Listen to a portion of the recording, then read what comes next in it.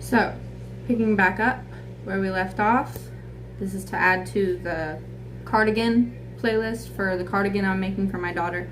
I have one more purple square to make of the granny squares, but they're Tunisian crochet knit stitch. So this is the last one I have to make, and I wanted to show you guys. So to start chaining on any kind of crochet, you loop-de-loop, loop-de-loop, and pull, and then your shoes are looking cool, kids. Okay. So now my squares have been 27 stitches long by 31 rows high. So I'm gonna do 27 chain. 1, 2, 3, 4, 5, 6, 7, 8, 9, 10, 11, 12, 13, 14, 15, 16, 17, 18, 19, 20, 21, 22, 23, 24, 25, 26, 27, 27. Firmly grasp it. Okay. Now, I don't even like SpongeBob that much. I don't know why I keep referencing it. So now, 27 chain, okay? And this is all janky inside out and backwards because I have my phone on the windowsill in my baby's room, and I'm using the back camera, and I'm looking at a mirror that I have behind my phone. So we're just in we're through the looking glass right now. I have no idea. So ooh, here it come. Ooh, babe, or do. All right. Hi. Please don't pull my hair. So now, ooh, don't knock it down. Back up. Okay. You want to go through the loops and you want to pull them all up like this. You're going to hold them on, casting on, if you will, like when people knit. He almost pulled my phone down. So you want to hold on your back pass, you know, your first pass, you pull all the loops up and you hold them on this long ass stick right there. Did I curse? We don't know because the next word started with an S. I didn't say that. Anyways. Oh, so we're pulling all these loops up like this, right? And I will be back momentarily when I have all 27 pulled up. So we are back and we have pulled up all 27 of these stitches, right?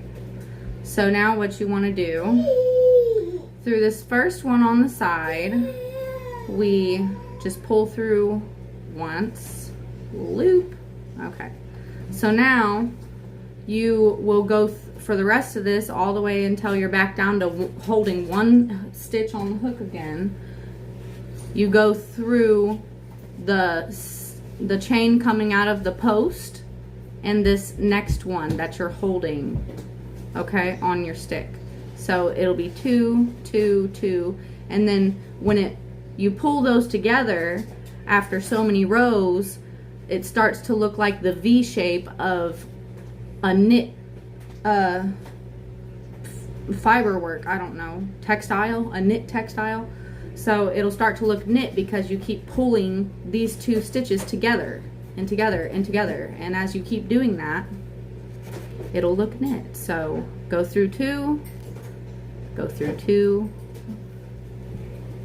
where is it? Here we are. Go through 2, go through 2, go through 2, go through 2, okay, all the way down until you're back to holding one loop on your stick. So now we are back to one loop, right? We've done our first pass, pulling these loops up. These are the post of the stitch is what they call it, which is up and down. The post of the stitch is all the loops that we were holding on our stick before. And this is what we just made, okay? So now I wanted to show you what it looks like from my side, and now I'm gonna like put the camera down so you guys can see what I see when I'm working rather than the back of it. Oh, goodness gracious. I'm like, Neela, this is very uncomfortable. And then my stick is gonna hit this wall. So I'm kind of, all right. Now, for it to be the Tunisian crochet knit stitch, you want to not go through the top right here like you normally would. You would work into the front or the back of the top of the stitch when you're doing normal crochet. Or matter of fact, even with other Tunisian crochet stitches, it's that way. But let's keep this tight on the end. Keep this tight, or else this side will get all bulgy and a little bit looser tension than you want it to look like. It'll look different than this side on the other end when it starts looking like a square. So what you want to do for it to look like a knit stitch is you actually, when you're pulling all these, excuse me, sir, when you're pulling all these loops up on the chain, onto your stick rather, you want to go through the post of this. He's throwing stuff at me. Lord have mercy. You want to go through the post of the stitch. You are silly, bro. Stop throwing stuff at me. I'm in his room. I'm at his mercy. So, all right, dude. You want to go through the post of this next stitch, not the top, the post, okay? So, through the post and pull your loops up that way. Through the post, pull your loop up from the post rather than the top lip of the stitch like you normally would. Now he's got my yarn ball. Lord have mercy. Okay, so we're just pulling the loops back on, casting back on, but you're pulling it up through the post. That is very important for it to end up looking like a knit stitch, okay? Because as these progress, you can see like right there and there and there, that ends up forming the V lines, the lines of V's that make it look knit. Because when we come back and pass back through this way, we're connecting two every time, right? And it kisses those together to make a V shape on the front. And then the back is gonna have your pearls of the stitches, you would say. So, oh, bump. Okay, I'll be back. Okay, so we're at the end. He's still throwing things at me. When you go to this end part, you want to go through both. Rather than in between the post, rather than in between, you want to go under both when you get to this border one right here like this. And pull that 27th stitch up. And it's all bunched up, and then you just spread her out like that. And then we're going to do our pass back through where we're going to kiss 2 stitches together each time, and it's going to start looking like a V. Boy, if you knock this over, I will leave your room. I don't know what to tell you. Stop. Okay, so 1, start with going through 1, and then 2, and then 2, and then 2, and then 2, pull through 2, pull through 2. Oh, that was 3. Back it up. Back it up. Pull through 2. Pull through 2. You are very distracting, sir. Pull through 2. Pull through 2. Pull through 2. I guess you're adding character to my video. Okay, so you see how it's making, you can see how it's kissing those 2 together.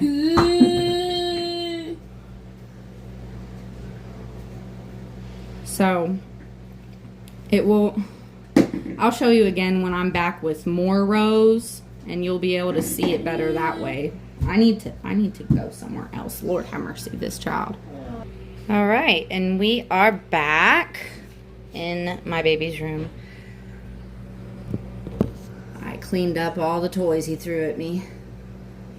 So I'm a couple rows deeper now, and you can see this knit pattern start to emerge. And I'm about to show you on this back pass through why that happens. So you start 1 on the edge, And then the chain coming out of your first post or your last post, right? And then you pull through that and this next stitch you're holding on your hook. So 2, okay, and then 2, and then 2, and 2, and 2, through 2, through 2, and remember, up, wrap around, down through 2, up, wrap around, down through 2, up, wrap around, down through 2. And then you can see how it's kissing those together to make this V shape, because when we go back through and we go through this post to pull up the stitches we hold on the hook, that helps kiss those back together as well. So right now, starting to look knit. On this back right here, we can tell we are 1, 2, 3, 4, 5, 6. This would be 7. We are on the 7th row. So yeah, I'll be back when it is taller. And it's really just that simple. Remember, when you get over to here at this end, to pull this tight, because if you don't, I have trouble with that, and it looks a little bit more bulgy than this end does. You see how nice and straight that is? Got to try to keep that tight. Keep the tension high when you get to that last one, because you can tell that I tend to forget to, and it's loose and it gets bulgy like that. So I will be back with updates as it gets taller, but the goal is to do 31 of these rows, because that's how I made the other 31 squares. This is the 32nd and final square. So yeah, that's how you make crochet look knit. And just like that.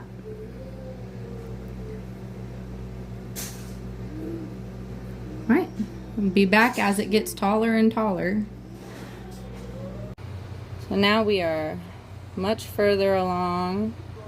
I only got about 12 more rows to do, but you can see the knit pattern coming out. So now I only got about 5 more until I'm done. And I'll just show y'all when it's done. But this is what I mean, it'll curl up. It'll naturally want to curl up. So once I get this last one done, I got 6 curly ones to block. So that way they'll be flat. Okay, so now this is the last row. The 31st row at the top. And all I gotta do is do my back pass back through, and we will be done. So through 2, pull through 2. See the one coming off this post. Ooh, it's not focused. My bad, guys. The one coming off this post, pull through, and this next one, and then you up and around, pull through this post and that one, and you see how that pulls them together. This is every post, and it's pulling those posts up every time. And this right here, when you do this, pulls those together, and so right there it's making that nice knit V pattern. But anyways, this is the end of this. We'll just finish it off.